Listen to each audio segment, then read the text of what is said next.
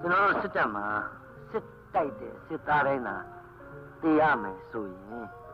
ကျွန်တော်တို့စစ်တပ်တွေမှာစစ်သားဆိုတရားမှရှိမှာဟုတ်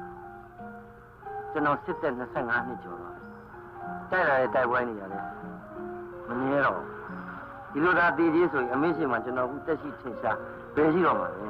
အခုကြည်သားမအမေရှင်မှာကျွန်တော်တောင်းတောင်းတင်းတင်းဝါဝဖြိုးဖြိုးနေဟမ်ဟုတ်တော့ဟုတ်ပါတယ်ဆရာကြီးဒါပေမဲ့မတော်တဆဆိုတာမပြောနိုင်ဘူးမလား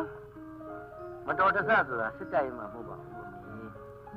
အိမ်ထဲမှာထိုင်နေရင်လည်းမော်တကားဝင်တိုက်လို့တည်တာလည်းရှိတယ်တစ်ပင်အောက်မှာနေရင်လည်းတိတ်ကိုင်းကြကြလို့တည်တာလည်းရှိတယ်ဒါပေမဲ့တည်ခြင်းကမြတ်ဖို့လို့လူဆိုတာမွေးလာတည်ဖို့ပဲနော်ကျွန်တော်တို့ဘယ်လိုတည်ကြမလဲ